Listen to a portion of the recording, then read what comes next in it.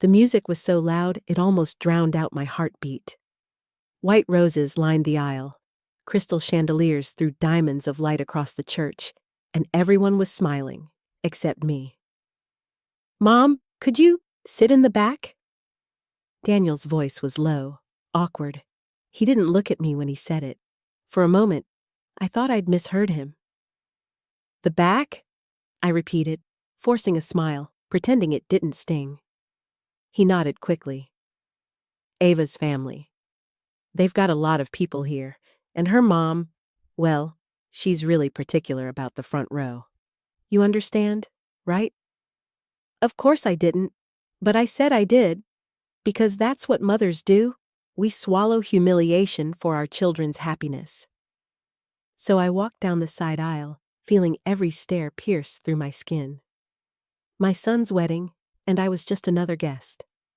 The laughter around me was distant, like I was underwater. My hands trembled as I smoothed the fabric of my pale blue dress. The same one Daniel once said made me look elegant and strong. Now it felt like armor cracking. From the last row, I could barely see the altar. I watched Daniel, handsome in his black tuxedo, standing tall, nervous, excited, in love. A mother should feel pride in that moment. I only felt something tightening in my chest, like grief disguised as dignity. The organ swelled, everyone turned. The bride was walking in. Her veil was long, trailing behind like a ghost. The moment she entered, the entire room softened with admiration. Cameras flashed. The air smelled of lilies and polished wood. I should have smiled. I should have clapped.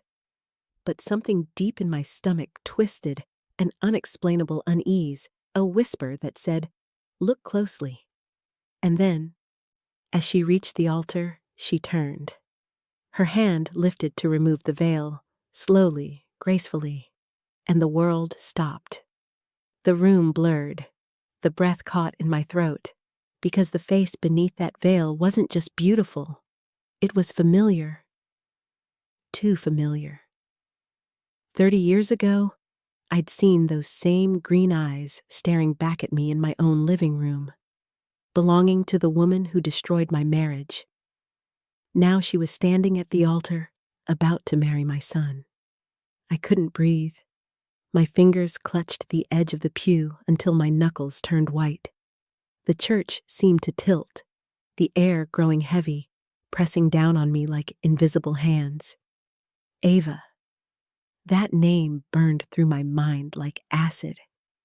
30 years, and still it sliced me open. Her hair was darker now, styled in soft curls, her features sharpened with time, but it was her. The same delicate mouth, the same eyes that once looked at my husband with dangerous tenderness. I wanted to scream, to stop the ceremony, to pull Daniel away, but all I could do was sit there, frozen, a ghost among the living. People around me sighed dreamily as the bride reached the altar. The pastor smiled. The music faded. Everything proceeded as if the world hadn't just ripped itself in two. I felt the sting of tears. No, not here, not now. I bit my lip hard enough to taste blood. The pain helped me stay upright. Daniel turned toward her, his expression soft and full of devotion. He had no idea. How could he? To him, she was just Ava, the woman he loved, the woman who made him laugh, the woman who was about to become his wife. And to me, she was the ghost of my ruin. My mind spun back, unbidden, to the day I first met her. She was barely 20 then, a student in one of Richard's philosophy seminars. She came to our house for dinner, polite, intelligent, with a sparkle in her eyes that I mistook for admiration. I should have seen the danger. I should have known that sparkle wasn't for the ideas, but for the man sitting across from her. The image of Richard's hand brushing hers over a book flashed before my eyes, vivid as lightning. My chest constricted. The pastor's voice echoed faintly. Dearly beloved, we are gathered here today. I couldn't hear the rest. A faint ringing filled my ears. Every vow, every laugh, every whispered blessing sounded far away, as if underwater. I saw Ava glance briefly at the crowd. Her gaze brushed mine for just a heartbeat, and I knew she recognized me. The color drained from her face. Her smile faltered for half a second before she forced it back, trembling. Yes, she knew, and in that silent recognition, 30 years of buried pain came crashing back. Shame, betrayal, rage, and something worse, the terror that the past had come to devour my only son. As Daniel took her hand, I felt my body go numb. The world applauded. I sat still, a polite smile frozen on my face. But inside, a storm began to rise, one that would not be contained much longer. The house was silent when I came home that night. The kind of silence that isn't peaceful, but hollow, echoing with things left unsaid. I took off my shoes at the door and left them beside the umbrella stand, just as I always had for 40 years. Some habits survive, even when love doesn't. The bouquet Daniel had handed me that morning, for you, Mom, was still clutched in my hand. The roses had wilted during the long ceremony, their petals bruised and drooping, like they too were tired of pretending. I poured myself a glass of white wine and sat by the window. Outside, the rain had started to fall, thin lines across the glass, blurring the city lights. It was fitting. Everything tonight felt blurred.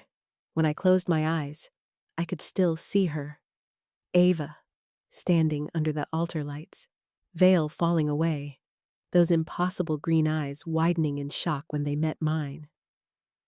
30 years, and I'd built a life on forgetting. Yet the past had found its way back, wearing white. I pressed a trembling hand against my temple. "You're fine, Elaine," I whispered to myself. "It's over. It's been over for decades." But it wasn't.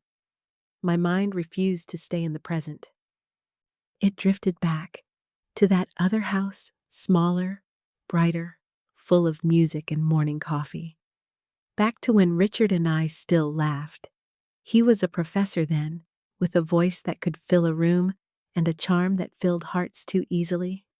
When we first met, I thought he was brilliant. He could talk about Nietzsche and Chopin in the same breath, make me feel like the world was something I could hold. We married young, bought a little house near campus, and filled it with dreams. I'd been proud of him, his books, his lectures, his students, until the students started lingering after class, until one of them knocked on our door. Ava was her name, Ava Morrison. I remember her first visit like a photograph burned into memory. She came with a bottle of red wine, a gift for Professor Thompson and Mrs. Thompson. She was polite, soft-spoken, and eager to learn. Richard said she reminded him of himself at that age, curious, ambitious, bright. I should have listened to my gut that night. There had been something in the way she watched him. Head tilted, smile careful, too careful. I told myself it was admiration. I wanted to believe that. After dinner, I'd caught her looking at a family photo on the shelf. Me holding baby Daniel, Richard's arm around my shoulder. She smiled at it, then turned to Richard and said, "You're lucky, Professor. Not many men have what you have." He laughed. I didn't. That night, I couldn't sleep. I told myself I was being paranoid, jealous even. Women like me, wives who've spent their best years raising a child, supporting a man's career, always fear being replaced by someone younger, fresher, freer. I pushed the thought away. After all, Ava was just a student, and Richard was my husband. I didn't know then that the first crack had already formed. It began so quietly that I almost missed it. The soft tremor in Richard's voice when he said her name. The way he smiled when her number appeared on the phone. Little things.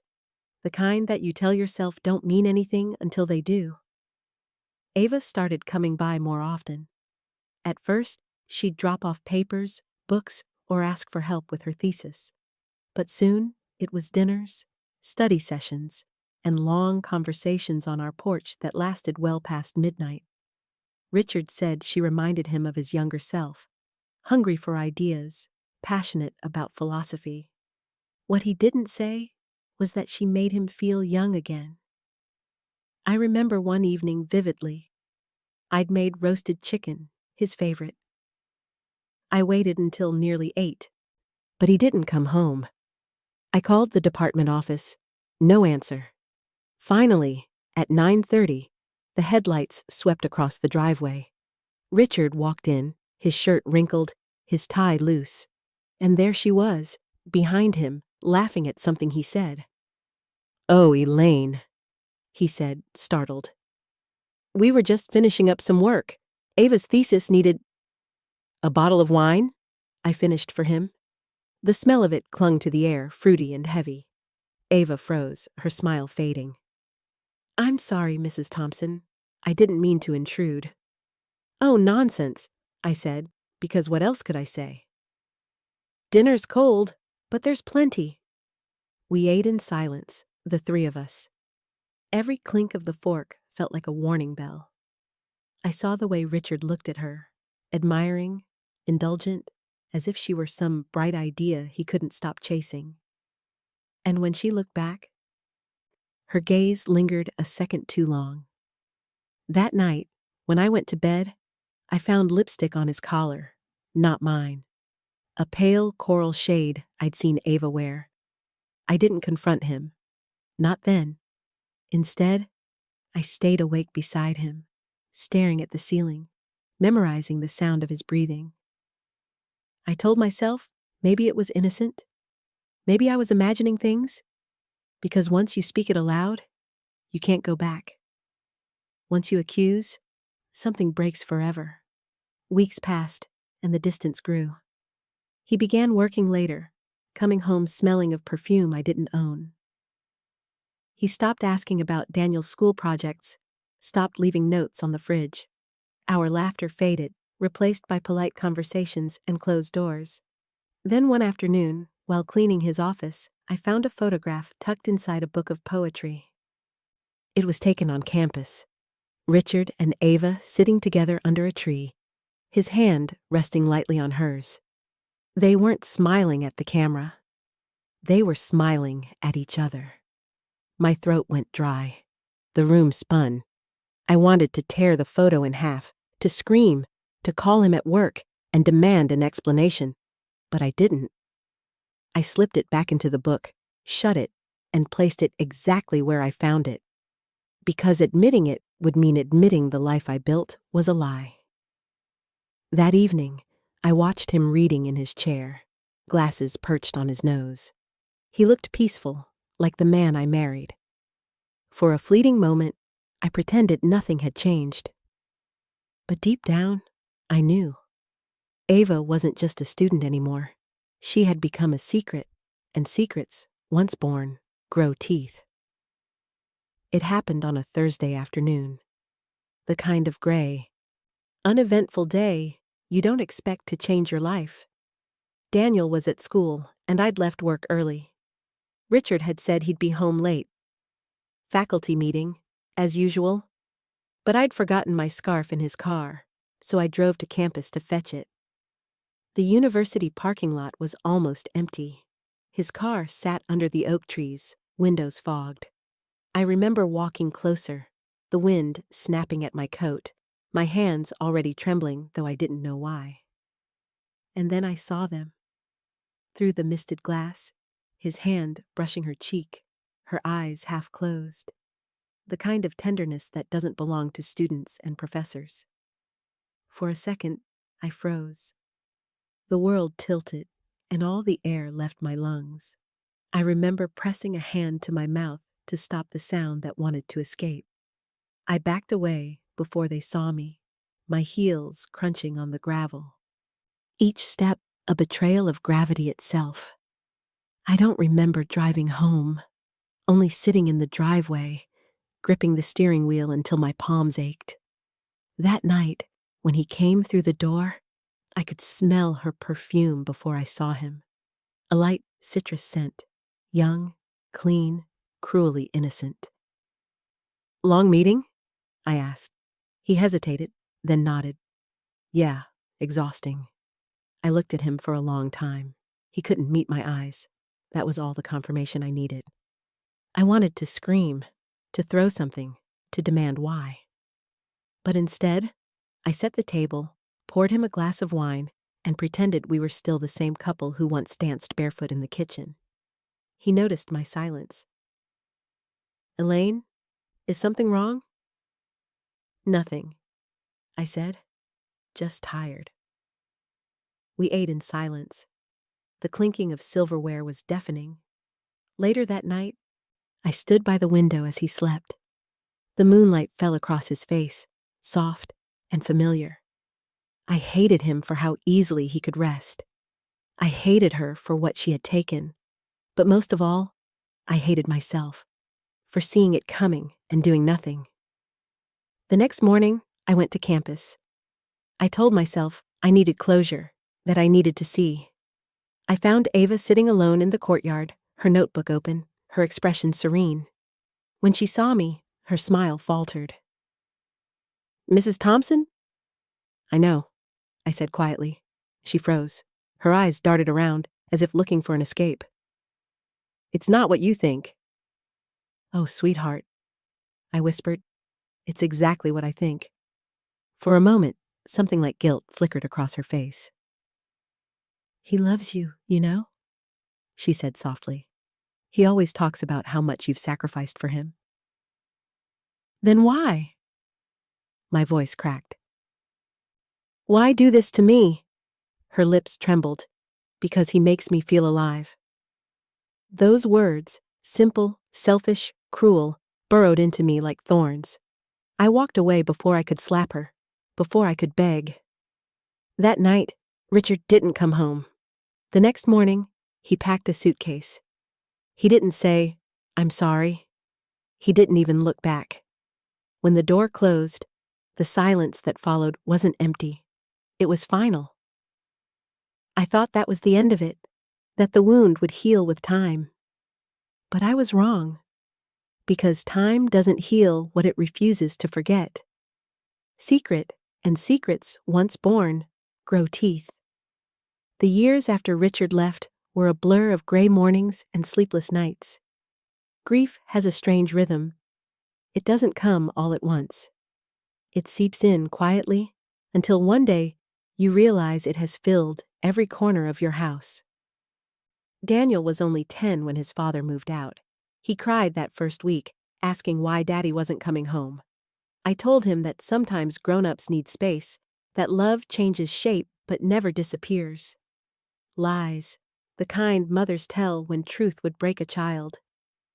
I went back to teaching part-time, juggling bills and parent-teacher meetings, pretending not to notice when other women whispered about me in the grocery store.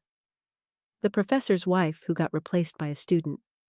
Small towns feed on gossip like bees to sugar. Still, Daniel grew up strong, kind. He was the best parts of both of us, Richard's mind, my patience. He rarely asked about his father, and I never volunteered information. I thought silence could protect him from pain. Years passed.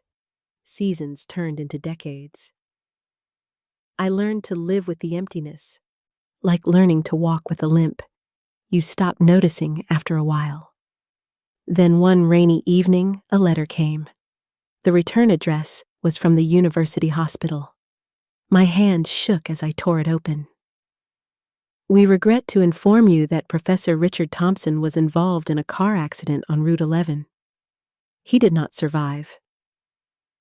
I remember sitting at the kitchen table, reading that sentence over and over until the ink blurred with my tears. The man who had broken my heart was gone, and still, somehow, he broke it again.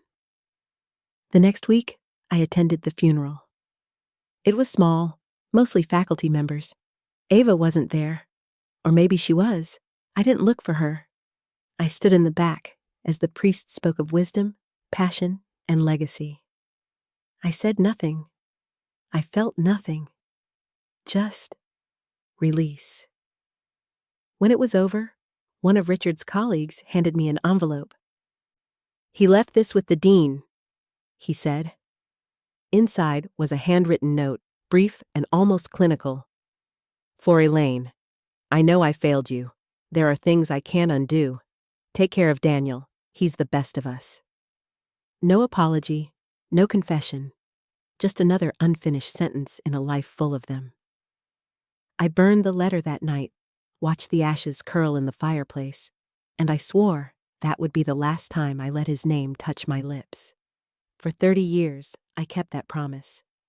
I rebuilt myself, piece by piece, small routines, quiet mornings, coffee by the window. I aged, but I survived, until that day in the church. When I saw Ava again, older now, polished, with that same unsettling grace, I felt the ground shift beneath me. It was like time had folded in on itself, dragging me back into the same old nightmare. And when Daniel looked at her with the same tenderness his father once had, that was the moment I realized fate doesn't move forward. It circles back again and again until we face what we refused to see. As I sat alone that night after the wedding, her image haunted me.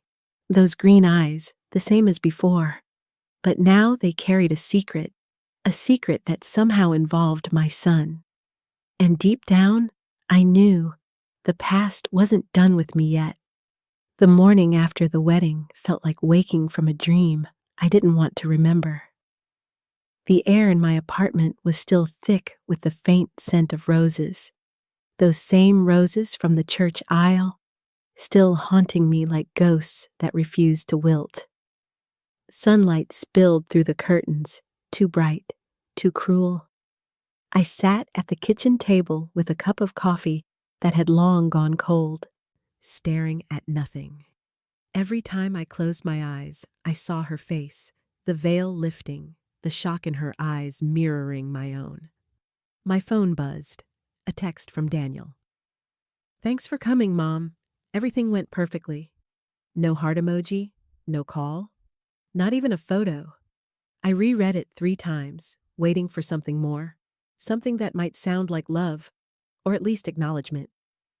But that was all, just polite distance. He'd been distant for months, ever since Ava came into his life. At first, I thought it was natural. Grown men fall in love, build their own worlds. But the deeper he fell for her, the more I felt myself fading from his orbit. And now, after last night, I understood why. Because Ava had already taken everything from me once, and now she had taken my son too. I pushed the coffee aside and noticed something half buried under the pile of gift wrappers from the reception. A small ivory envelope, elegant, with gold edges. It must have fallen out of one of the wedding gifts. My name wasn't on it. Curious, I opened it carefully. Inside was a simple note, written in graceful cursive. "To Daniel and Ava Thompson. May love always lead you home." My heart stopped. Ava Thompson. She'd taken his name. My name. The name I had once signed on every birthday card, every tax form, every hospital paper. The name that had been both my pride and my curse. My chest tightened. The ink shimmered under the morning light, each letter cutting deeper than it should have. She had stood there beneath the altar, wearing that same look of soft innocence, while carrying the last name of the man who destroyed my life. I couldn't let it go. Not this time. I tried to reason with myself, told myself that maybe it was coincidence, that Thompson was a common enough name. But my gut knew better. The past doesn't repeat by chance. I stood, grabbed my coat, and stared at my reflection in the hallway mirror. The woman staring back looked older, yes, but not weak. There was a steadiness in her eyes I hadn't seen in years. If fate wanted to bring Ava Morrison back into my life, it had underestimated how much I had left to lose. I picked up my phone and dialed Daniel. He didn't answer. Straight to voicemail. So I texted instead. "I'd like to drop by today, just for a short visit." No reply. I grabbed my keys, my pulse quickening. If Ava thought she could waltz into my son's life and rewrite history under my nose, she was about to learn that the past, no matter how deeply buried, has a way of clawing its way back to the surface. And I was done pretending to bury it. Daniel's new house was the kind of place people take pictures of for real estate magazines. White porch, trimmed hedges, a mailbox polished to a shine. Everything about it looked perfect. Too perfect. As I walked up the stone path, a strange calm settled over me. My heels clicked against the steps, the sound sharp and deliberate, like a warning. The front door opened before I could knock. Ava stood there, framed by sunlight, her face pale but carefully composed. "Elaine," she said softly, as though the name tasted unfamiliar. "You didn't tell us you were coming." "I sent a message," I replied. "I assumed you'd read it." Behind her, I could hear laughter. Daniel's voice, light and happy. It struck me like a blade. Ava stepped aside, motioning me in. "Of course. Please, come in." The house smelled like cinnamon and fresh paint. Photographs lined the hallway. Daniel and Ava smiling at beaches, parties, dinners. I noticed there were none of me. Not one. Daniel came around the corner, beaming. "Mom, you made it!" He hugged me quickly, too quickly, and kissed my cheek. "We were just having brunch. Come, sit. Ava made lemon pancakes." "I'm not hungry," I said, forcing a smile. "Just thought I'd see how you two were settling in." Ava poured coffee, her hands steady, but her eyes never met mine. She was wearing a pale cream dress, simple, elegant, the kind of effortless beauty that made you forget she was poison. Daniel chatted on about the honeymoon plans, work, the new house. He didn't notice that Ava barely spoke, didn't notice the quiet tension filling the air like smoke. When he excused himself to take a phone call, silence fell between us. Only the ticking clock filled the room. Ava set her cup down gently. "You shouldn't have come." Her voice was calm, but the tremor beneath it was unmistakable. I leaned forward, my tone even. "Neither should you." A flicker of pain crossed her face, quickly replaced by something harder. "This isn't about you, Elaine. It never was." I laughed softly. "You really believe that? You destroyed one marriage. Now you found a way to take what's left of it." Her lips tightened. "I didn't destroy anything. Richard made his own choices." The sound of his name on her tongue made my stomach twist. "Don't you dare say his name like you loved him." "I did," she whispered. The words landed between us like shattered glass. From outside, Daniel's voice floated in through the window, talking, laughing, unaware that his mother and his wife were locked in a silent war. I stood, adjusting my coat. "I don't know what you're after, Ava, but whatever it is, money, revenge, control, you won't get it through my son." She rose too, eyes flashing. "I don't want anything from you." "Good," I said, stepping closer. "Then stay out of my way." Our faces were inches apart. I could smell her perfume, the same scent she used to wear all those years ago. The scent that had lingered on Richard's collar the night he lied to me. For a moment, she looked like she might say something important. But then Daniel reappeared, smiling. "Everything okay in here?" "Perfect," I said, forcing warmth into my voice. Just catching up. Ava smiled too, but her hands trembled slightly as she picked up the coffee pot. And as I watched her pour another cup, I realized she was afraid. Not just of me, of something bigger. Something she was still hiding. Sleep became impossible after that visit. Every time I closed my eyes, I saw Ava's face, calm on the surface, but her eyes, they trembled. There was fear there, buried deep beneath the polished smile. Fear of something. The next morning, I sat at my desk surrounded by old boxes, dusty archives of a life I'd tried to bury.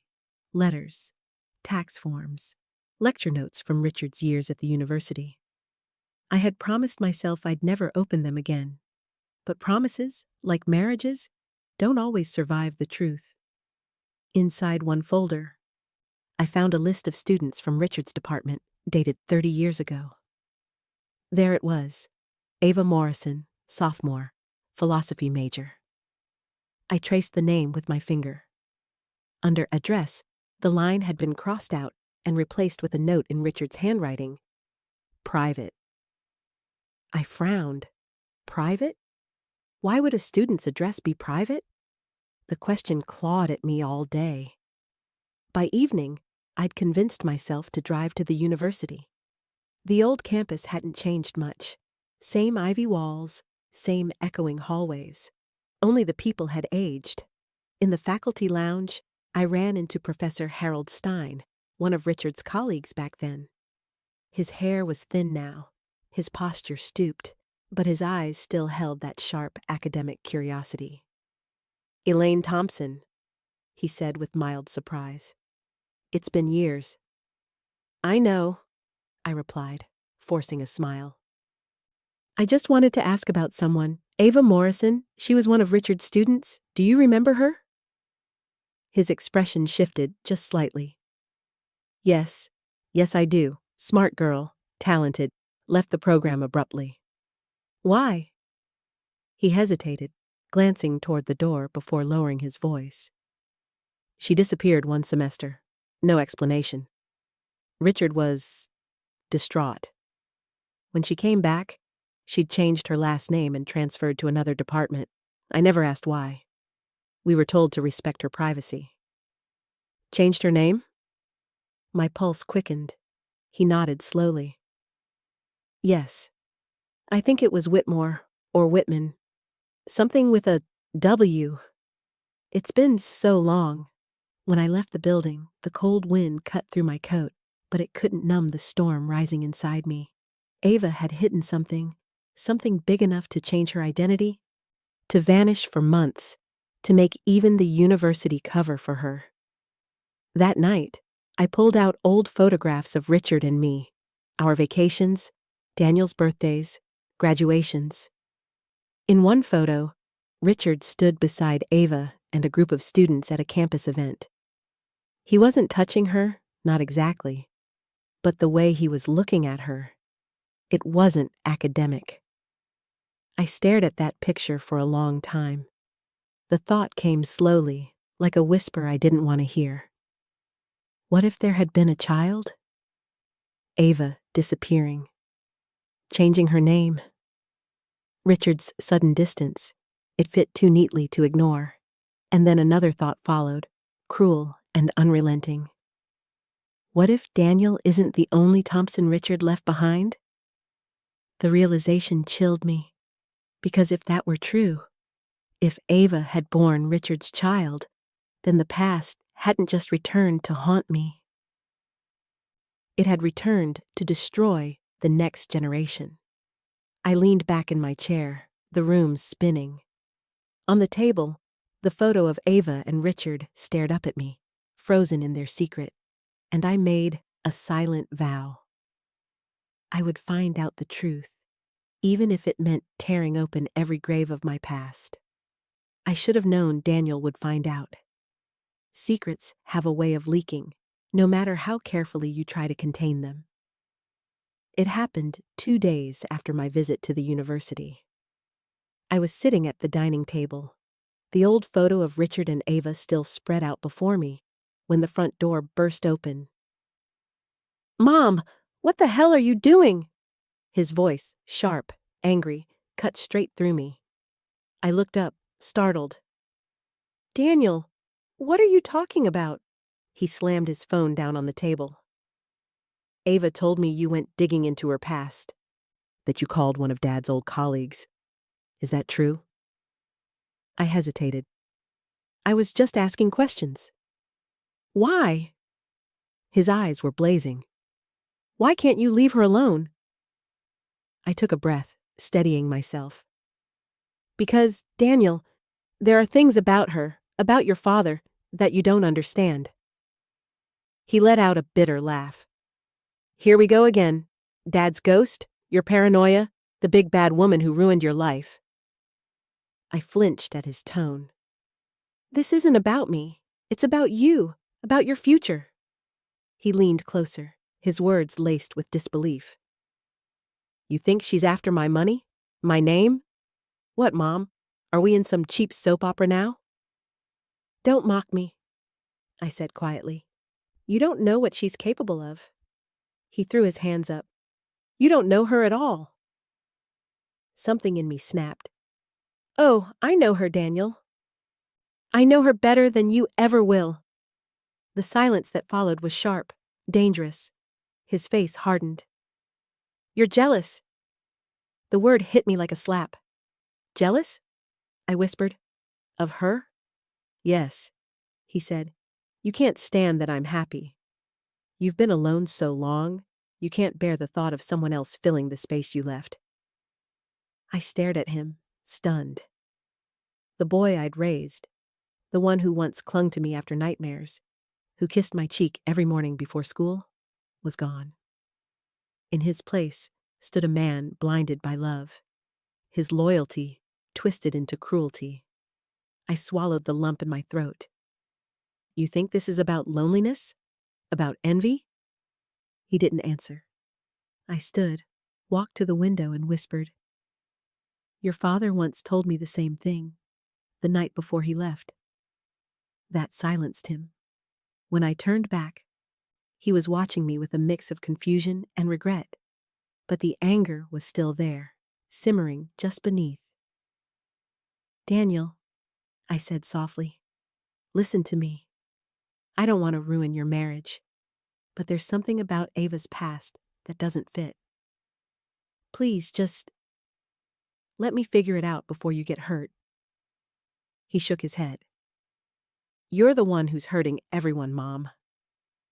His words landed heavy, final.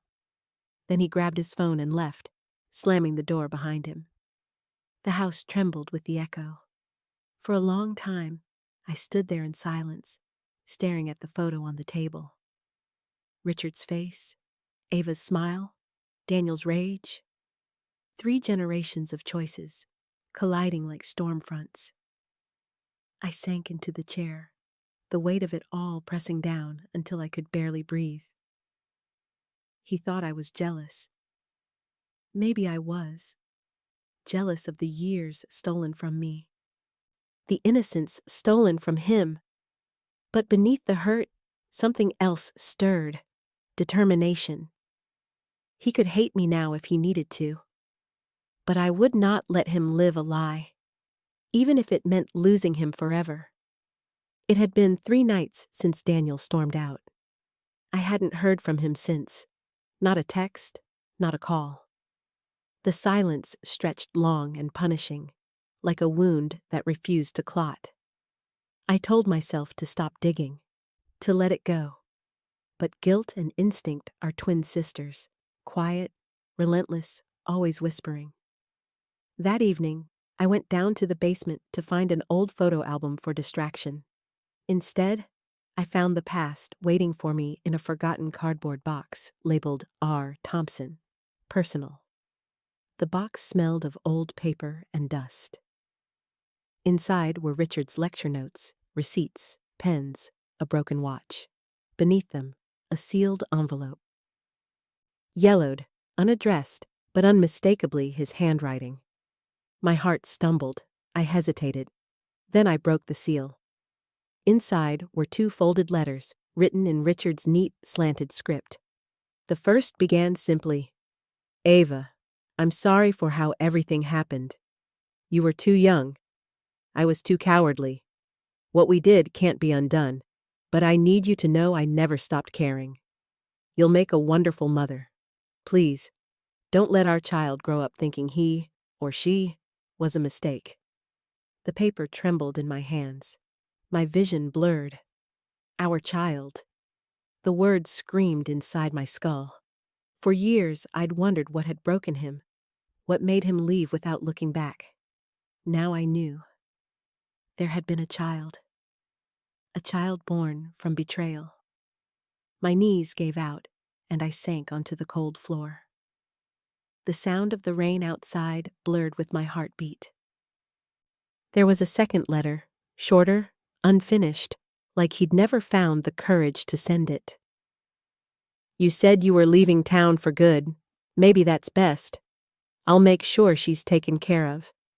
But if one day the child comes looking for answers..." It stopped there. No signature, no ending. I stared at the ink, faded but still legible. The timeline matched. Ava's sudden disappearance from school, her change of name, the years that followed. She had a child. And now, she had married mine. My stomach twisted. The air grew thin. I wanted to scream, to tear the letters apart, but my hands wouldn't move. I remembered her face at the wedding, the tremor in her smile when she saw me, the way she avoided my eyes, the fear flickering beneath her calm. She knew I knew nothing, and she'd hoped I never would. But now I did. I gathered the letters carefully, slipped them into a folder, and stared out the small basement window at the storm breaking over the city. Lightning flashed across the sky, illuminating my reflection in the glass. An old woman with wild eyes, clutching proof that her life had been built on a lie that refused to die. I thought of Daniel, his laughter, his trust, his wedding vows spoken under the same roof where Richard had once whispered to another woman. He deserved the truth, but the truth might destroy him. I closed my eyes, whispering into the thunder. Dear God, what if that child was her? A sickening realization settled in my bones. If Ava was Richard's daughter, that meant Daniel had married his own half-sister. The world tilted. My pulse roared in my ears. I clutched the folder like it could anchor me. I didn't know what to do next, but I knew who had to answer for this. Ava Morrison, or Ava Thompson, or whoever she truly was. Tomorrow, I would face her, and this time, she wouldn't hide behind silence. I didn't sleep that night. The storm outside raged on, but the real one was inside me, rolling through my veins, electric and merciless. By dawn, I'd made my decision. I wasn't going to wait for the truth to reveal itself. I would drag it out, kicking and screaming if I had to. By mid-morning, I was standing on Ava and Daniel's porch again. My hands were trembling, but not from fear. This time, it was purpose. Ava opened the door. She looked surprised. No, unnerved. Her hair was pulled back, her eyes hollow, like she hadn't slept either. "Elaine," she breathed, "this isn't a good time." "I don't care," I said, pushing past her into the foyer. "We're done pretending. Daniel's not here." "Good," I said. "This isn't for him." For a moment, we just stared at each other, the silence sharp as glass. She folded her arms, defensive. "If this is another accusation..." I cut her off. "You had a child with Richard." Her body froze. The color drained from her face, her lips parting slightly like she couldn't find air. What did you say?" "I found the letters," I said, my voice shaking. "He wrote to you. He knew about the baby. And you, God help you, You married my son." Ava's knees buckled. She caught herself on the edge of the counter, breathing hard. For a moment, she didn't speak. Then, quietly, she said, "You don't understand. Then make me understand." Her eyes filled with tears, but there was no softness in them, only fear and shame. "I didn't know, Elaine. Not at first. I swear to you, I didn't." I laughed bitterly. "Oh, please. You expect me to believe that? You vanished for months. You changed your name. You hid everything." "Because I was 17!" she snapped, her voice cracking. "Because I was terrified. I left to have the baby in secret. Richard? He said he'd take care of it, that it would be safer that way." My stomach twisted. "Take care of it? What does that mean?" Ava wiped her face, shaking her head. "He arranged for the child to be adopted. I never saw the baby again. He told me it was better for everyone. I believed him. I was a fool." I stared at her, the world tilting beneath me. "And you never tried to find out?" "I did," she whispered. "Years later, but there were no records, no names. It was like the baby never existed." I took a step closer. "So you don't know who that child is?" Her silence was my answer. Tears streaked down her face. "When I met Daniel, I had no idea. I didn't even know his father's name was Richard until months after we started dating. And when I found out, it was too late. I didn't want to believe it. But when I saw you at the wedding," her voice broke. "I knew." My breath came in short, sharp bursts. The room felt smaller, the walls closing in. "So it's true," I whispered. "You married your own half-brother." Ava shook her head violently. "No, Elaine, listen to me. It might not be true. There's a chance Daniel isn't Richard's son." Her words hit me like lightning, burning, impossible, yet alive with a different kind of horror. "What did you just say?" I asked, my voice barely a whisper. Ava looked at me with something like pity. "Ask yourself, Elaine, are you absolutely sure who Daniel's father is?" The air between us turned heavy, suffocating. I stumbled back, heart pounding, because beneath my shock, somewhere deep inside, something old and buried began to stir, a memory I'd spent my whole life trying to forget. I drove home on autopilot, my hands gripping the wheel so tightly my knuckles turned white. Ava's words echoed through me like a siren that wouldn't stop. Sharp, impossible, yet undeniable. "Are you absolutely sure who Daniel's father is?" It was ridiculous, a distraction, another manipulation. And yet, something inside me flinched, because there were things I hadn't thought about in decades, nights I'd buried so deep I'd convinced myself they'd never happened.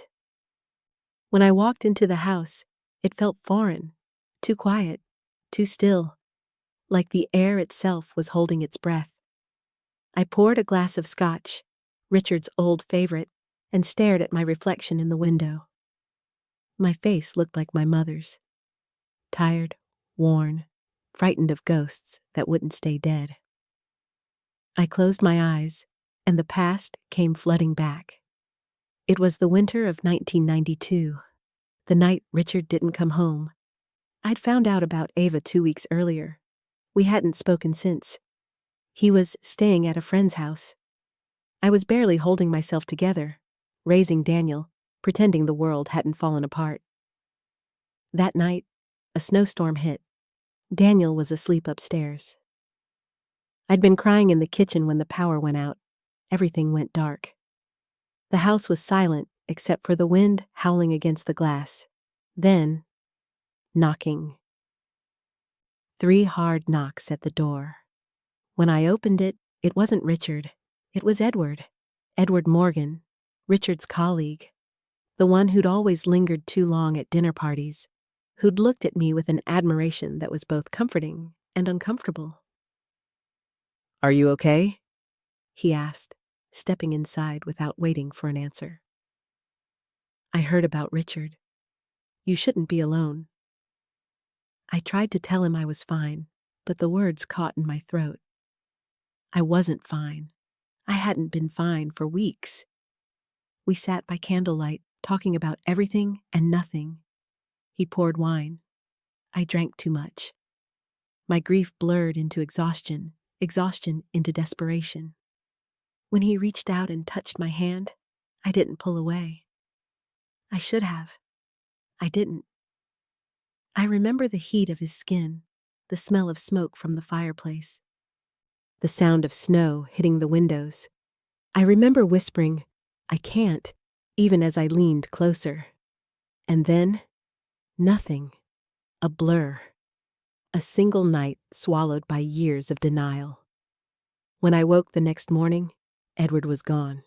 The house was quiet again, like nothing had happened. 2 weeks later, Richard came back, apologizing, promising to change.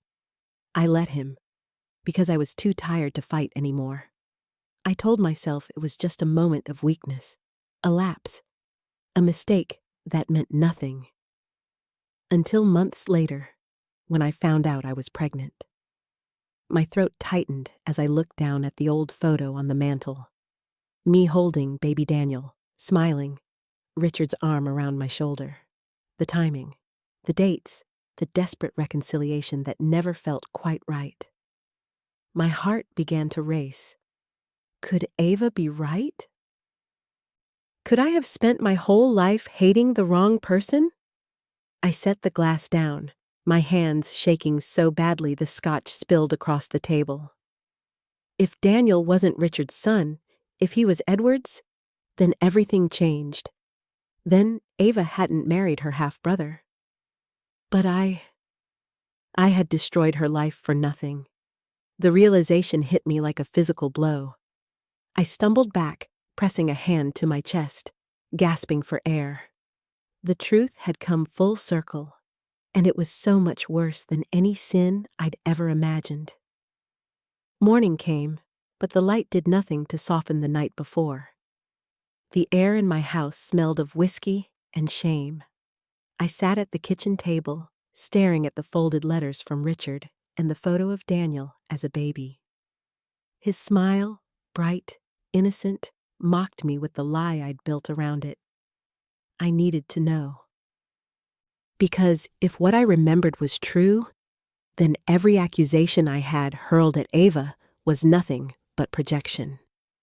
I pulled out my old address book, yellowed pages, faded ink. Edward Morgan's name was still there, buried between old neighbors and family doctors.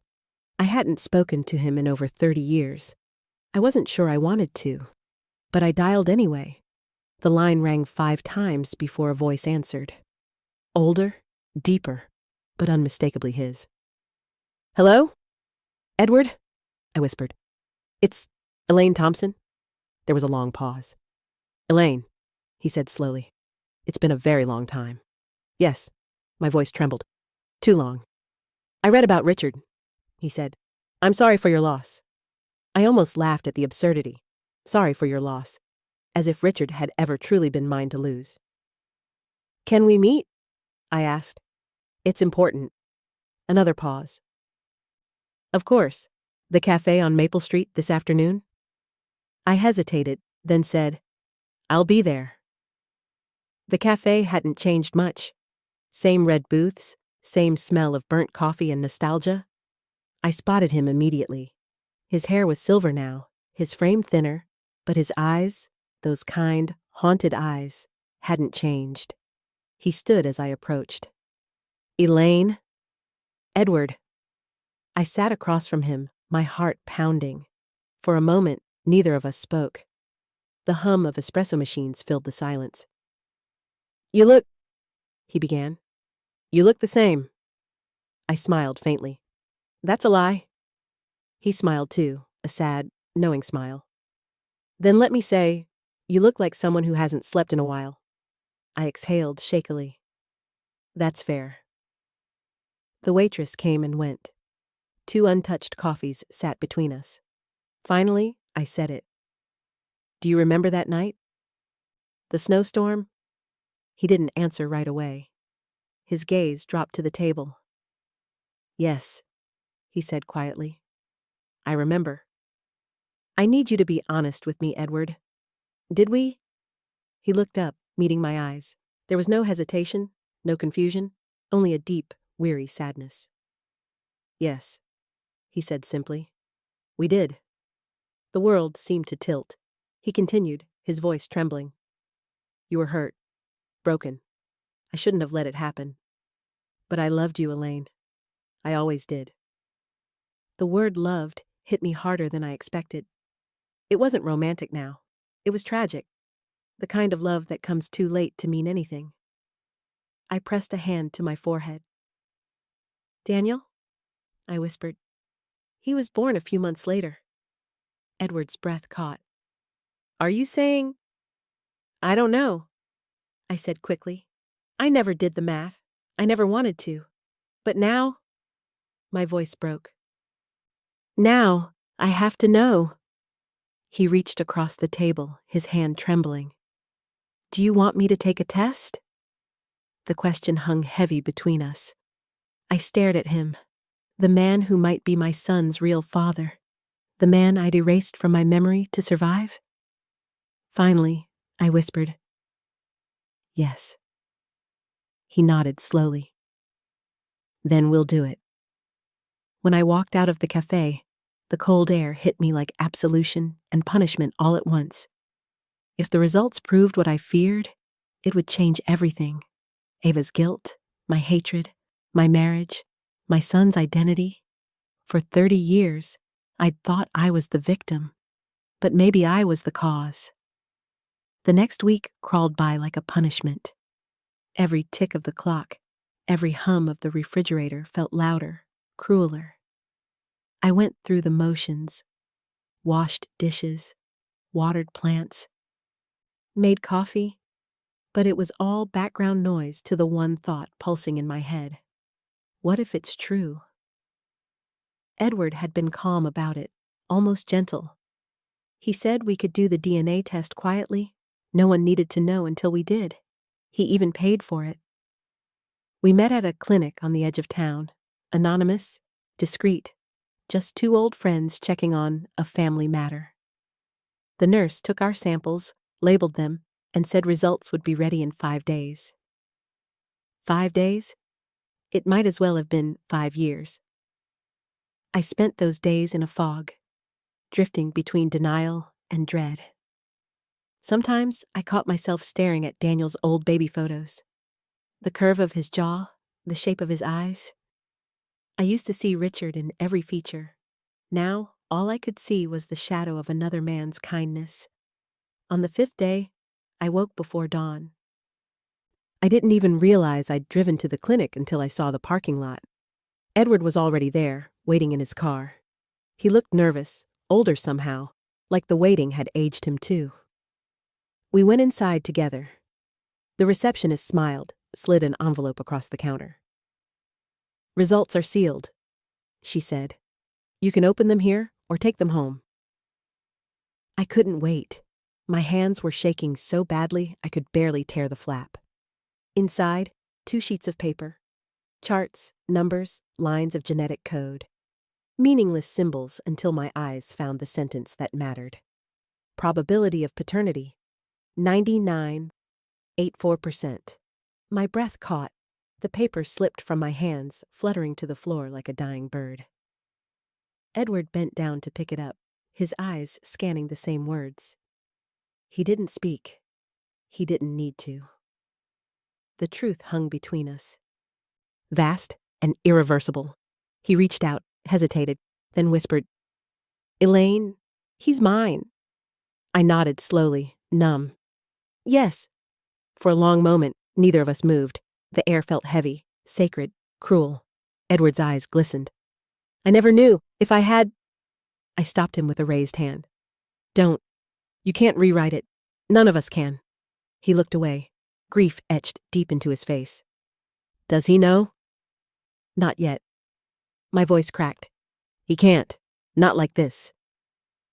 The drive home was silent. I felt hollow, like the truth had emptied me out completely. For 30 years, I'd carried hatred for Richard, bitterness for Ava, shame for myself. And now, it all dissolved into something worse. Regret. Every memory rearranged itself. Every fight, every silence, every time Richard looked at Daniel with that faint confusion, he must have known. Maybe that's why he left. Maybe the guilt wasn't his affair at all. Maybe it was mine. By the time I reached the house, I could barely breathe. I sat in the driveway for what felt like hours, clutching the envelope in my lap. Daniel wasn't Richard's son. He was Edward's, which meant the marriage I thought was an abomination wasn't. Ava and Daniel were not bound by blood, but the irony was too much to bear. I had tried to protect him from the past, and in doing so, I had become the past's cruelest echo. The child born from my moment of weakness had grown up to repeat the very pattern I'd spent my life condemning. I pressed my forehead to the steering wheel, whispering through my tears, "What have I done?" I didn't plan the confrontation. It happened the way storms do. Suddenly, violently, as if the air itself demanded release. Daniel called that evening. His voice was cold, measured. "Ava told me you came by again. She said you're still trying to dig into the past." "Daniel," I said quietly, "we need to talk. Both of you. Please come over." He sighed. "This has to stop, Mom." "It will," I said. "After tonight." They arrived just after sunset. The sky was the color of bruises, purple fading to black. Ava looked pale but composed, holding Daniel's arm as if drawing strength from him. I could see she was trembling. The three of us sat in the living room, the same room where I once held Daniel as a baby, where Richard used to read late into the night. The ghosts were all there, crowding the corners. Daniel crossed his arms. "All right, what is this about?" I looked at Ava first. "You told me something the other day. About Richard." "About the child you had." Her eyes widened slightly, but she said nothing. Daniel frowned, looking between us. "What are you talking about?" I took a deep breath, feeling my heart hammer against my ribs. "Daniel, you need to listen carefully. I know this is going to hurt, but it's the truth." He stiffened. "Mom, please," I said, my voice cracking. "Just listen." I reached into the drawer beside me and pulled out the envelope from the clinic. My hands trembled as I laid it on the table. "This," I whispered, "is a DNA test." Ava's face drained of color. Daniel blinked, confused. "A test for what?" I swallowed hard. "For paternity." There was silence. Then Daniel let out a short, disbelieving laugh. You tested Ava's baby? Mom, there is no baby." "Not hers," I said softly. "Yours?" The air seemed to stop moving. He stared at me. "Mine?" "Yes," I said. "Daniel, you're not Richard's son." The words shattered the room. Daniel's face went pale. What did you just say?" I forced myself to meet his eyes. "I did something terrible, a long time ago. Richard and I were separated for a while. I thought our marriage was over. I was angry, hurt, lost. And I made a mistake." Ava's lips parted, her hand flying to her mouth. "Your real father," I said, "is Edward Morgan, Richard's colleague. We confirmed it last week." The silence that followed was unbearable. Daniel stood up so suddenly his chair toppled over. "You're lying," he said, his voice breaking. "I wish I were," I whispered, "but it's the truth." He shook his head violently, pacing. You kept this from me my entire life? Tears blurred my vision. I thought I was protecting you. Protecting me? He snapped. From what? From knowing who I am? From the truth? Ava reached for him, but he pulled away. His eyes, those same eyes that had once looked at me with love, were now full of something else. You ruined everything, he said. You ruined my wedding, my marriage, my family. You've been lying to me since the day I was born. His words cut deeper than any knife could. Ava whispered, trembling, Daniel, she didn't mean to hurt you. He turned to her, his voice raw. And you knew something too, didn't you? You both knew, and you let me live a lie. Ava began to cry. I reached out to him, desperate. Daniel, please, listen to me. The reason I had to tell you is because you and Ava... He raised a hand, his voice hoarse. Don't say it. Don't you dare say it! He looked at me one last time, eyes full of disbelief and fury. You're not the person I thought you were. Then he was gone. The door slammed so hard the walls shook.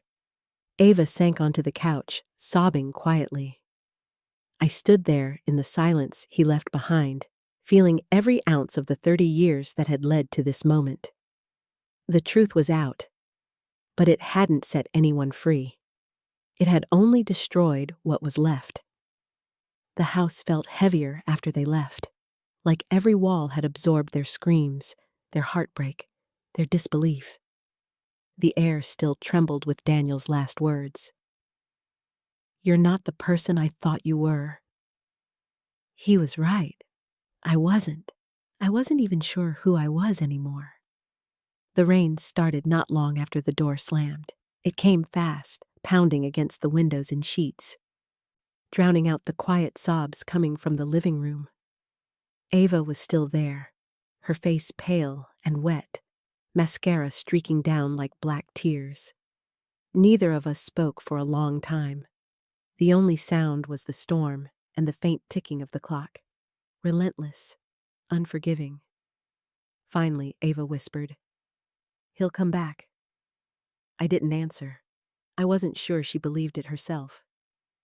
He just needs time, she said again, her voice breaking. I turned to look at her. Time doesn't heal lies, Ava. It only hardens them. Her eyes flickered up to meet mine, raw and red. You told him the truth, didn't you? I told him my truth, I said quietly. Now it's your turn. She frowned, confused. What are you talking about? I leaned forward, my voice trembling but steady. The child you had with Richard? The one he wrote about? You said he arranged for an adoption, that you never saw the baby again. Her hands began to shake. I took a slow breath. You weren't telling me everything. Ava's lips parted, but no words came. She just stared at me, her chest rising and falling like she was struggling for air. Who was that child, Ava? I pressed. Where did they go? I told you, she whispered. He handled it. Richard? She nodded, tears welling up again. He said he had connections, that the baby would go to a good family. I was 17, Elaine. I believed him. And you never found out where? Ava shook her head. No, but I tried later. I went to the agency he mentioned. There were no records. None. It was like the baby never existed. Her voice cracked on the last word. I felt something cold settle in my stomach. So you don't know if that child is even alive? Ava didn't answer. I stood, pacing the room, the pieces shifting in my mind like jagged glass. You said he arranged the adoption privately, right? That there were no papers? Yes, she said. Why? Because Richard didn't do things out of kindness, Ava. He did them to keep control, to protect his reputation. She looked at me, alarmed. What are you saying? I'm saying I don't think he gave that child away at all." The words hung in the air like smoke. Ava stared at me, shaking her head. "That's not possible. He said a lot of things." I snapped. "He lied to both of us." She stood now too, her face pale as the stormlight outside. "You think he kept the baby? For what? Why would he?" "Because Richard always wanted to be the one in control," I said bitterly. "He could never stand losing what he thought was his." Her breath caught. "You think he raised that child?" "I think," I said slowly, "he hid that child." Ava pressed a hand to her mouth. No, that's insane." But the horror in her eyes told me part of her believed it. Outside, thunder rolled through the sky like a warning. I looked out the window, my reflection fractured against the rain-soaked glass. Somewhere out there, a child we'd both lost had grown up in the shadows of our mistakes. And suddenly, I realized this story wasn't finished. There was still one more secret buried beneath the ruins of all the others. That night, I couldn't close my eyes. Every time I tried, Richard's handwriting burned in the dark behind my eyelids. "Please don't let our child grow up thinking he was a mistake." I kept hearing it again and again until the words no longer sounded like a confession, but a warning. By dawn, I was back in the basement, surrounded by boxes I'd promised never to open again. Old receipts, letters, photos, legal papers. Richard had kept everything. He'd always been meticulous about record keeping. Control disguised as order. One file caught my eye. Medical. Private. The tab was newer than the others. I pulled it out, the dust rising like a sigh. Inside were hospital invoices from 1993, weeks after Ava disappeared from campus. The name of the patient had been blacked out, but beneath the marker, faintly visible, was a single letter. A. Ava. My pulse quickened. Beneath those papers was something stranger, an adoption form, unsigned, undated, incomplete. The section for child's placement was left blank. Instead, scrawled in Richard's handwriting, handled personally. My knees went weak. If he never submitted this, if he handled it personally, then where had the baby gone? I grabbed the phone before I could talk myself out of it and dialed Ava. She answered on the second ring, voice raw. "Elaine? I found something," I said. "I think he lied to you." She hesitated. "What did you find?" "An unfinished adoption form. No agency, no official placement. It says he handled it himself." Silence. Then in a whisper, "Oh my God." "I need you to think," I urged. "Did he ever say anything else? A name? A city? Anyone who helped him?" She swallowed hard. "There was a woman. A friend of his, worked at the hospital. I remember her name because he said she'd make sure everything went smoothly. Margaret Delaney." The name hit me like a slap. Margaret had been our neighbor. The one who moved away suddenly the same year Richard left me. She'd been like family, a nurse, childless, always bringing Daniel cookies when he was little. I dropped the phone. "Elaine?" Ava's voice was tinny, distant. I picked it up with shaking hands. "Ava, I think I know where your baby went." By afternoon, I was parked outside a small brick house on the outskirts of town, the address I'd found under Margaret's name in an old Christmas card. A mailbox still bore the fading words, M. Delaney. The door creaked open before I even knocked. A nurse's uniform, gray hair, the same steady blue eyes. "Elaine?" she said, surprised. "It's been ages." I forced a smile that didn't reach my eyes. "Hello, Margaret. I was just in the neighborhood." She studied me for a long moment, her smile faltering. "You found out, didn't you?" My blood went cold. "Found out what?" She sighed, stepping aside. Come in. The living room smelled faintly of lavender and old secrets. On the mantel stood framed photographs, children, grandchildren, faces I didn't recognize. Except one, a teenage girl. Blonde, green-eyed. My throat closed. Who is she? Margaret followed my gaze, her voice barely above a whisper. Her name's Ava, too. I thought it might be fitting. Richard asked me to raise her as my own. I turned to her slowly, every nerve in my body screaming. You mean, she's the baby, Margaret said softly. The one he couldn't let go. The room spun. Ava's daughter. Hidden all these years, and as I stared at that photo, those unmistakable green eyes, I realized the final cruelty of it. Richard had given her the same name. Ava Morrison wasn't just my enemy. She was a reflection of the child he'd kept in secret, and that child had grown up to marry my son. For a long moment, all I could do was stare at the photograph. The girl's green eyes looked straight at me, piercing and familiar, filled with that same fragile light I had seen beneath the wedding veil. My knees weakened. I gripped the edge of Margaret's table just to keep from falling.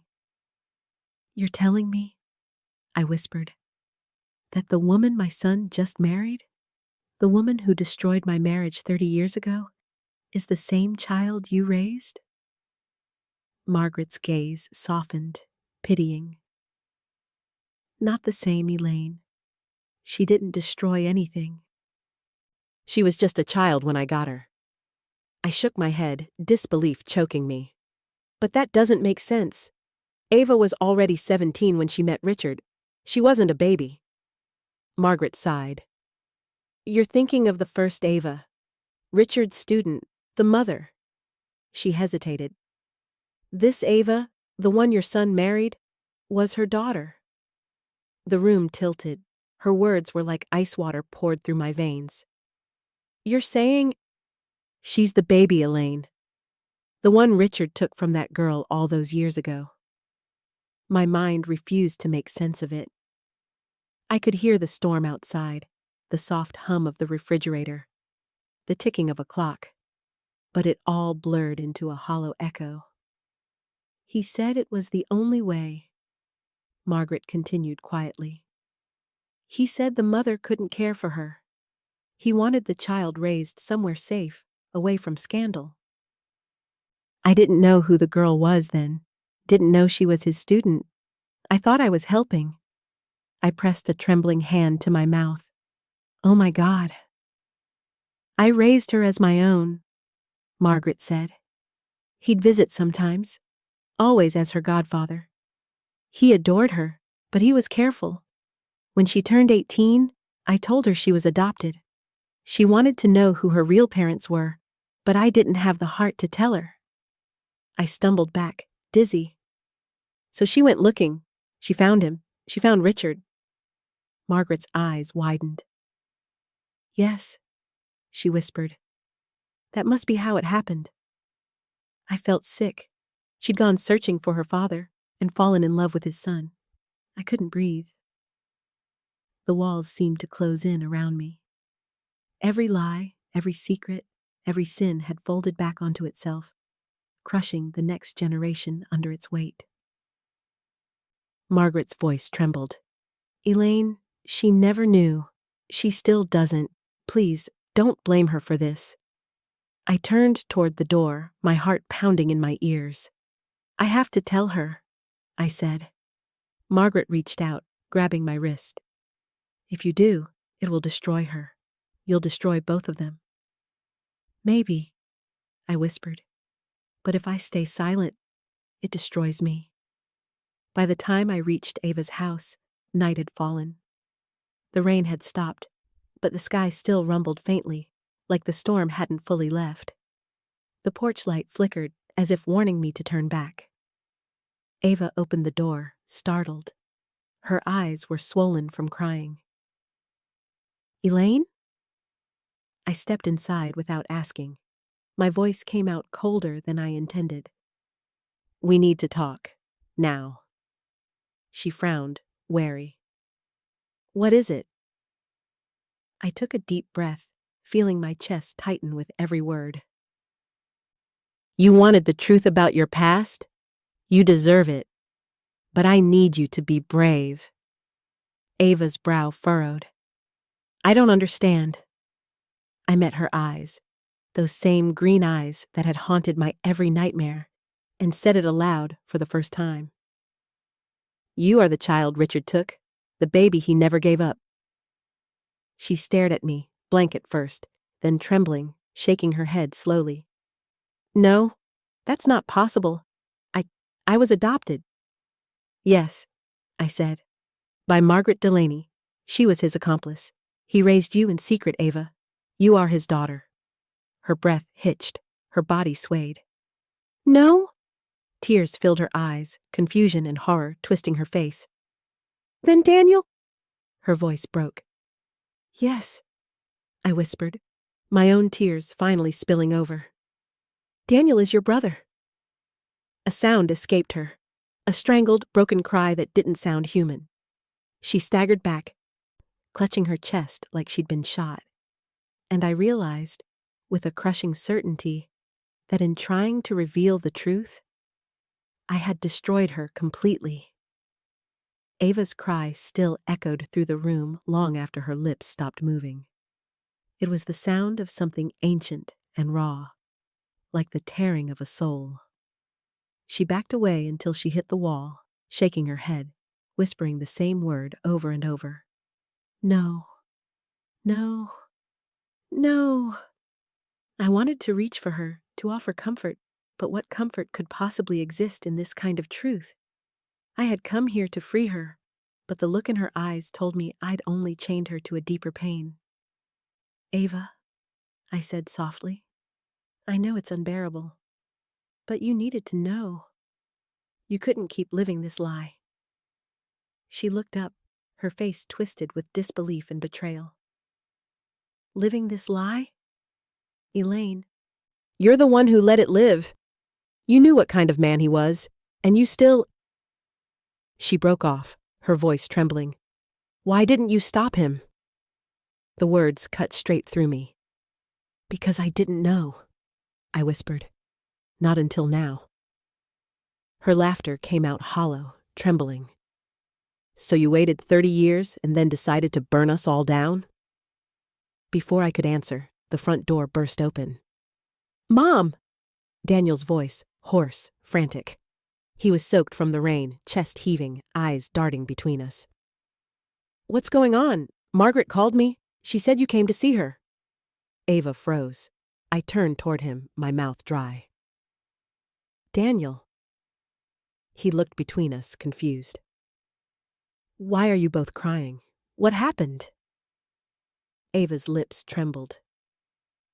Tell him, she whispered.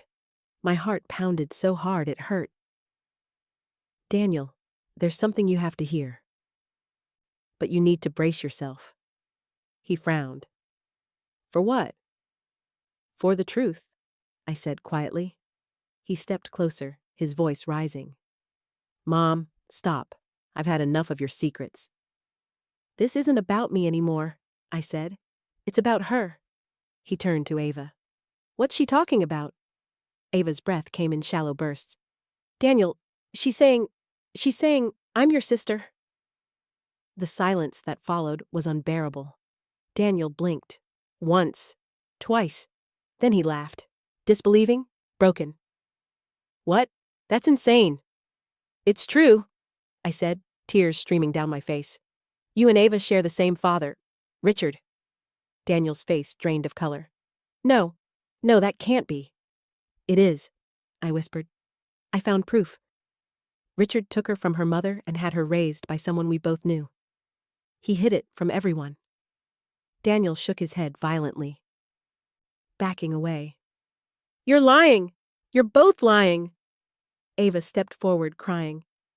Daniel, please, listen to her. I didn't know. I swear I didn't. He looked at her like she was a stranger. You can't be serious. We're married. You're my wife. Ava collapsed to her knees, sobbing uncontrollably. I didn't know. I didn't know until tonight. Daniel's hands trembled as he turned to me, eyes wild. You did this. You brought this here. You ruined everything. I reached for him, desperate. Daniel, please. He shoved my hand away, voice cracking. Do you have any idea what you've done to us? The fury in his voice was almost unbearable. You told me you wanted to protect me, he said, trembling. But all you've done is destroy the only good thing I ever had. Ava tried to stand, her legs giving out beneath her. Daniel, please. He looked at her, his face breaking apart. How am I supposed to look at you now? The question hung in the air like thunder. And then, without another word, he turned and walked out into the storm. Ava sank to the floor, her sobs raw and unrestrained. I stood frozen, unable to breathe, unable to move. Lightning flashed through the windows, illuminating our shattered reflections, 3 lives ripped apart by the same man's sins. And in that flash of white light, I understood. Richard had destroyed us long ago. I was just the one who finally said it out loud. The storm had swallowed the night whole. Rain came down in wild, slanted sheets, turning the world outside into a blur of water and light. I ran after Daniel, my voice breaking in the wind. Daniel, please, come back. My feet splashed through puddles. My coat soaked, hair plastered to my face. Ava followed behind, crying, calling his name again and again. The streetlights flickered, casting her in flashes, pale, terrified, unrecognizable. He was somewhere ahead, his shadow moving through the storm like a man trying to outrun the truth. Daniel! I shouted again. Please, just stop. He didn't. I could barely see. The rain stung my eyes. The thunder shook the ground. I caught sight of him turning the corner near the old bridge, the one that crossed the river where Richard used to take Daniel fishing when he was little. Of course he'd go there. That's where everything always came back. To the river, to Richard, to pain disguised as memory. When I reached the bridge, my breath caught in my throat. Daniel was standing near the edge, his hands gripping the railing. Rain pouring down his face. He wasn't crying, but he looked utterly broken, like the boy I once held had vanished, leaving only a man carved out of heartbreak. Daniel, I called, my voice hoarse. Please don't do this. He turned slowly, his eyes glassy, lost. Do what, Mom? Live? Pretend? You want me to keep pretending I don't feel sick every time I think about her? Ava stepped forward, soaked to the bone. Daniel, please, don't say that. I didn't know. I swear I didn't. He flinched at the sound of her voice. And that's supposed to make it better? She shook her head, crying. No, but maybe it means we can survive it. Daniel let out a bitter laugh. Survive? How? Tell me, Ava, how do we survive something like this? Thunder rolled above us. The bridge shuddered beneath our feet. I took a cautious step forward. Daniel, listen to me. You didn't do anything wrong. None of this is your fault. He looked at me then, really looked at me, and for a moment, I saw the boy he used to be. It's not my fault, he repeated quietly, but it still feels like it is. I reached out, my hand trembling. Come home, sweetheart, please. Ava moved closer too, her hand brushing his arm. We'll figure it out. We'll go somewhere else. We'll start over. Daniel jerked back, shaking his head. Start over? Ava, we're siblings. His voice cracked. You're my sister. She covered her face, sobbing. Don't say it. Please don't. The storm roared louder, drowning out our words. The water below churned violently, the current strong and hungry. Daniel! I screamed, stepping forward as he stumbled toward the railing again. "Don't you dare!" But before I could reach him, his foot slipped on the wet wood. There was a flash of movement, a cry that split the air, and then he was gone. The splash below was swallowed instantly by thunder. Ava's scream pierced the storm. "Daniel!" I fell to my knees, staring over the railing, but the river was a whirl of black water and lightning. No sign of him? Nothing. Ava was already climbing over the edge when I grabbed her arm. "No!" She fought me, wild and desperate. "Let me go! I have to get him!" I held her tighter, sobbing. "You'll drown!" "He's all I have!" she screamed. "He's all I have too!" I cried back. For a moment, the storm itself seemed to pause, just the two of us on that trembling bridge, two women bound by love, guilt, and the same ruined man. Then the lightning struck nearby, blinding us both. And in that light, I realized the full cruelty of fate. Richard had destroyed 3 lives in one lifetime. But this time, the river was taking something back. The storm had finally passed by dawn, but the silence it left behind was worse than the thunder. The whole town seemed to hold its breath as the police combed the riverbanks. Yellow tape, muddy boots, radios crackling with words no one wanted to say out loud. I stood at the edge of the embankment, wrapped in a blanket someone had handed me hours ago. My body was numb, but my mind wouldn't stop replaying the moment. The flash of lightning, Daniel's cry, the sound of water swallowing him whole. Ava sat a few yards away, her face pale and blank, staring into the gray current like she could will it to give him back. The paramedics had tried to coax her into a truck for warmth. She refused to move. She just sat there, whispering his name. "Daniel, Daniel." Every syllable cracked open the air. An officer approached me, hat in hand, his eyes full of pity. "Mrs. Thompson, we'll keep searching. The current's strong, but if he's out there, we'll find him." I nodded, but the words slid past me, meaningless. If he's out there. As if the river hadn't already made up its mind. When the officer walked away, I turned toward Ava. She didn't look up when I spoke. "You should go home," I said softly. Her voice was faint, almost childlike.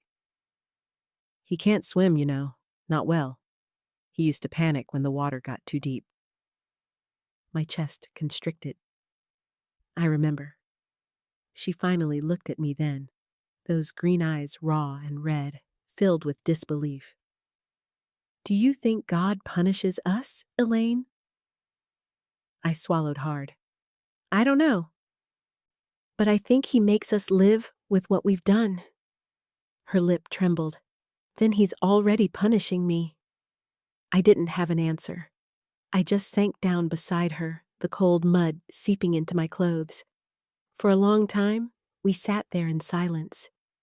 2 women who had lost everything to the same man, the same bloodline, the same river.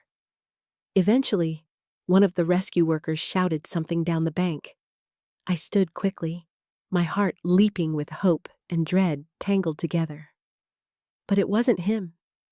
It was only a piece of driftwood caught on a branch. The hope fell away as quickly as it had risen. By noon, they called off the search for the day. "We'll continue in the morning," they said, like that might make it better. Ava didn't move when they left. She just sat there, knees drawn to her chest, her wedding ring glinting faintly in the gray light. Finally, she spoke, her voice breaking. "I didn't know, Elaine. I swear I didn't know." "I know," I whispered, "and that's what makes it worse." She turned toward me, tears streaking her face. "He was everything to me. I thought marrying him was the start of my life.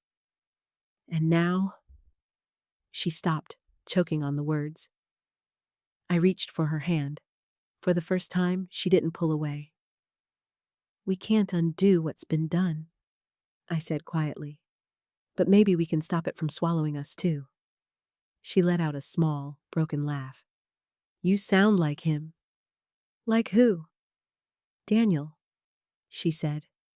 "He always believed every wound could be healed if you just tried hard enough." Her voice faded into a whisper. But he was wrong. The wind stirred, carrying the faint scent of river water and lilies, the same flowers that had lined the aisle at the wedding. And standing there on the shore, I realized something that made my knees buckle. The ceremony had never ended. It had just turned into a funeral neither of us were ready to face. They found him 3 days later. It was early morning when the call came.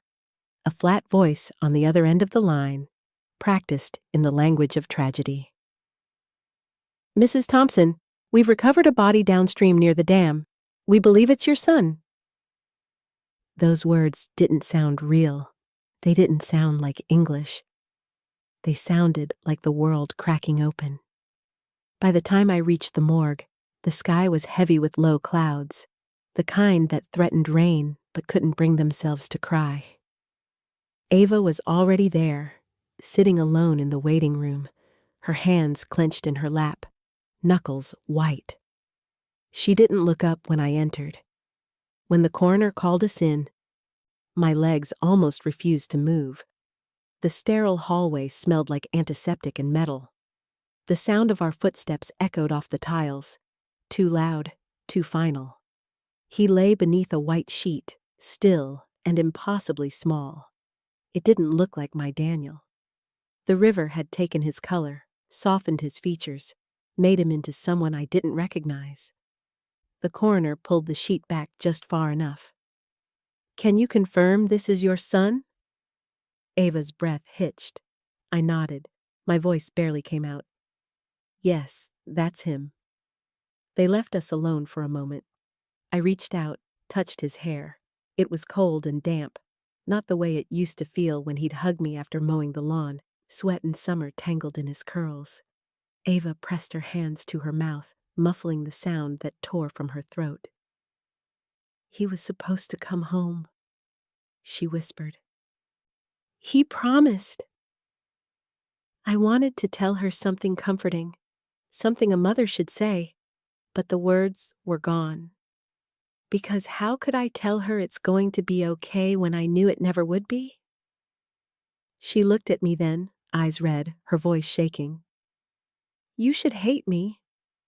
I shook my head slowly. "No, I've hated enough for one lifetime." We stood in silence. The machines hummed softly in the corner. Finally, Ava said, "I loved him, Elaine. Whatever we were, however wrong it was, I loved him." Tears filled my eyes again, spilling over without permission. "I know you did. That's why this hurts so much." She turned away, pressing her hand against the cold metal of the table. "I wish he'd never found out." "So do I," I whispered. But that was the curse of truth. It doesn't wait to be ready. It arrives when it chooses, ripping through what little peace you've built. The funeral was small. The rain returned that morning, soft and steady, falling over the rows of black umbrellas. The priest spoke about forgiveness and the mysterious ways of God, but his voice blurred into the rhythm of the rain. Ava stood beside me in silence, her face a mask of grief and guilt. We didn't speak. We didn't need to. The silence between us had become its own kind of prayer. When the coffin was lowered, I felt something inside me shift, a quiet surrender, like the earth itself had exhaled. Ava reached for my hand. Her fingers were trembling. "He didn't deserve this," she said softly. "No," I replied, "but neither did we." We stayed until everyone else had gone, until the grave was just a mound of fresh dirt and the rain had turned it to mud. She knelt beside it, tracing Daniel's name on the temporary marker. I'll never forgive myself. I knelt beside her, my hand over hers. Then start by forgiving me, I said. Our tears mixed with the rain, falling silently into the soil. And for the first time in 30 years, I didn't feel like we were enemies anymore. Just two women standing in the ruins of the same love, mourning the same ghost. After the funeral, the house became unbearably quiet. The sympathy cards stopped arriving after a week. The phone calls turned into voicemails I couldn't answer. The casseroles people dropped off began to rot in the fridge. Grief has an expiration date for everyone, except the ones living inside it. Ava moved out of town a few days later. She didn't say where she was going. She only left a note on the kitchen table, written in neat, careful handwriting. Elaine, I need to leave before the ghosts follow me forever. Thank you for trying to understand. Please believe that I loved him, even if the world won't let me say it out loud. I read it 3 times, then folded it gently and placed it in the drawer beside the letters from Richard. 3 generations of sins, stacked neatly in one place. I started keeping Daniel's room exactly as he left it. The unmade bed, the half-read book on the nightstand, his cologne still faint in the air. I told myself it was so I wouldn't forget him. But some nights, when I stood in the doorway, I realized it was so he could still come home. The neighbors said I was strong. They said time heals, but time didn't heal. It just dulled the edges enough so you could carry the pain without bleeding every time you touched it. Sometimes I'd walk to the river, sit on the same bridge where it all ended. The current moved fast that time of year, foaming white under the sunlight. It looked almost peaceful, like it had forgotten what it took from me. One afternoon, a man approached me there. Older, kind eyes, a familiar voice. Elaine, Edward said softly. I hadn't seen him since the funeral. He looked older than I remembered. Grief and guilt had carved deep lines across his face. I wanted to check on you, he said. I didn't know if I should, but I couldn't just disappear again. I nodded, too tired to pretend. No one really checks on mothers after the funeral. They check on widows, on orphans, but mothers, they assume we survive. He looked down at the water. Do we? Some days, I said. He sighed. I think about him every day. Even if he never knew who I was, I think he would have made me proud. I swallowed the lump in my throat. He did. He was everything good I ever touched. We stood in silence for a moment, the wind cool against our faces. He wouldn't want you to stay here forever, Edward said gently. He'd want you to live. I almost laughed. Live? I wouldn't even know how. Then start small, he said. Wake up tomorrow and open the curtains. Let the light in, even if it hurts. When he left, I stayed there, watching the ripples in the water shimmer and fade. The sun broke through the clouds for the first time in weeks, turning the river silver. I thought of Daniel's smile, the way his laughter could fill a room. I thought of Ava's tears, her brokenness mirroring mine. And I thought of Richard, his lies, his hunger for control. And how, in the end, he'd taken everything except the one thing he could never touch. My capacity to love, even through the wreckage. That night, I opened every curtain in the house. The moonlight fell across the photographs on the wall. Weddings, birthdays, laughter frozen in time. For the first time since that night on the bridge, I whispered into the stillness. I forgive you, Daniel, and I forgive myself. The words didn't heal me, but they let me breathe. And for a woman who'd been holding her breath for 30 years, that was enough. Spring came late that year. The trees along the river bloomed unevenly, pink petals clinging stubbornly to gray branches, unsure if the world was ready for color again. I understood the feeling. It had been almost 4 months since the funeral. The pain wasn't sharp anymore. It was something quieter. Heavier, like a stone I carried in my chest. I didn't fight it anymore. I just learned to walk with it. One morning, I found a letter in the mailbox. The handwriting was unfamiliar, elegant. The postmark was from Oregon. I knew before I opened it that it was from Ava. The paper smelled faintly of sea salt. Dear Elaine, I don't know if you'll ever forgive me, but I needed to write. After I left, I found a small coastal town. I've been volunteering at a clinic here, helping new mothers. I thought maybe if I gave something back, the universe might finally let me breathe again. There are nights I still wake up reaching for him. I dream he's by the water, calling my name, and I run to him but never reach him. When I wake, I tell myself it's his way of saying he's free now. Free from the lies, the pain, and the blood that tied us in knots. You once asked me to forgive you. I think I finally can, because I know now that we were both victims of the same man's silence. I've stopped hating him. I'm trying to stop hating myself too. If you ever come this way, there's a bench on the cliff overlooking the sea. I've carved his initials into the wood. Sit there sometime, and you'll feel it too. The wind, the forgiveness, the peace he never got to have. With love, Ava. When I finished reading, I didn't cry. Not because the pain was gone, but because the letter didn't hurt. It healed something I didn't know was still bleeding. I placed it beside Daniel's photo on the mantel. He was smiling in that picture, head tilted, eyes half closed like he was laughing at something I said. Your wife's okay, I whispered to him. She's finding her way. The house felt lighter somehow. The air moved differently, softer, as if it was finally ready to let spring in. That afternoon, I drove to the river again.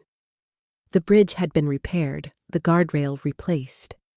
Flowers bloomed along the banks, wild and defiant. I sat on the same bench where I'd once waited for him, hands folded in my lap. The sun broke through the clouds, scattering light across the water. For the first time, I didn't see a place of loss. I saw movement, continuity. The river hadn't stopped after him. It carried on. Maybe I could too.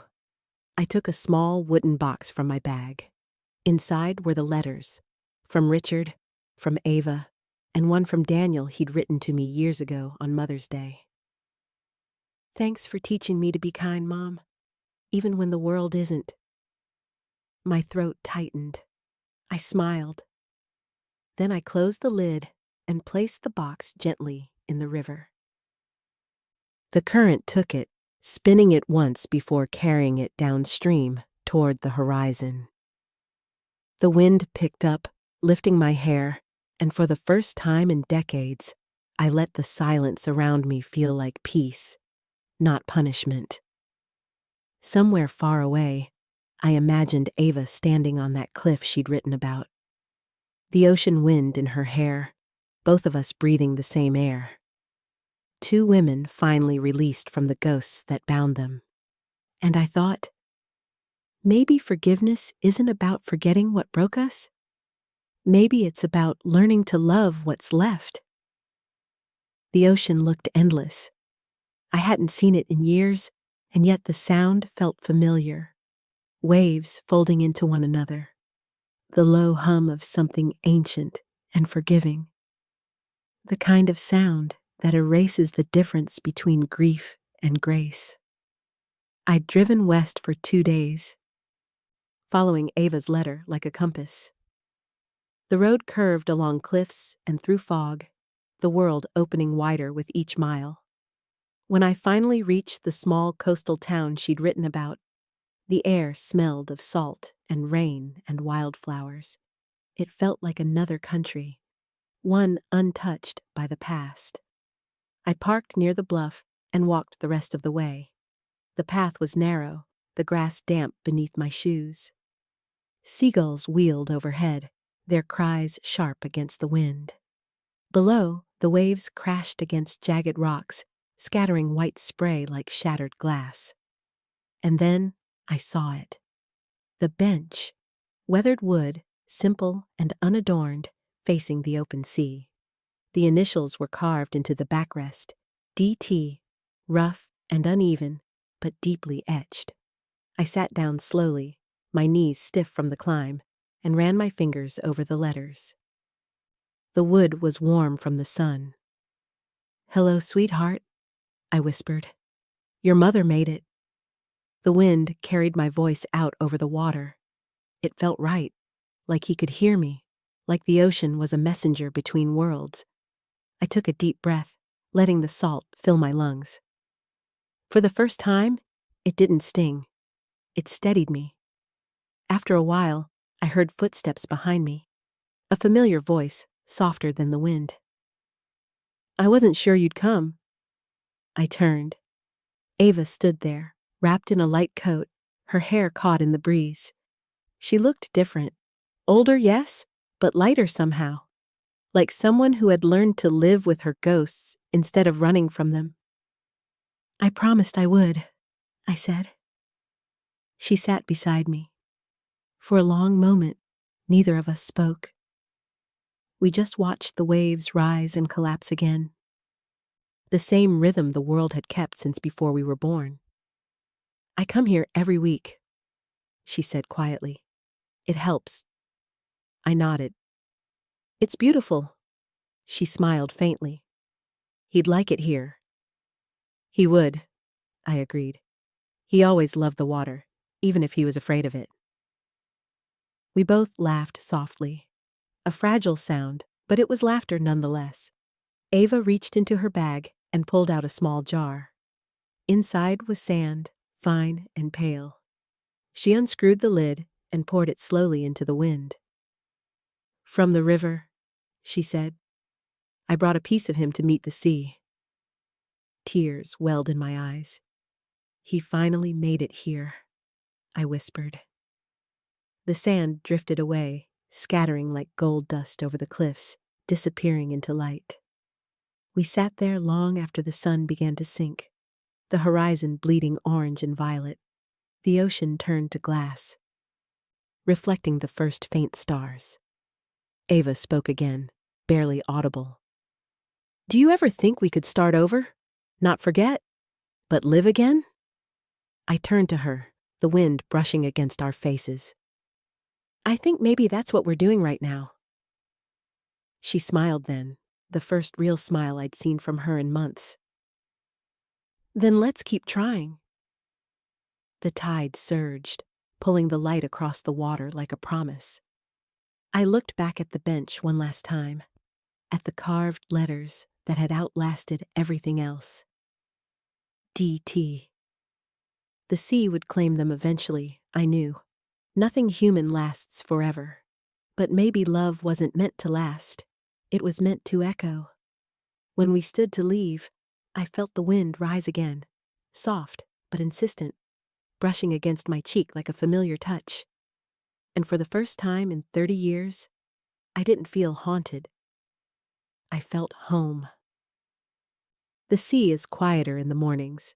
The gulls don't cry as much, and the horizon looks soft, like the world hasn't decided what it will be yet. I've started coming to the bench every day. Sometimes Ava joins me. Sometimes I sit alone and write.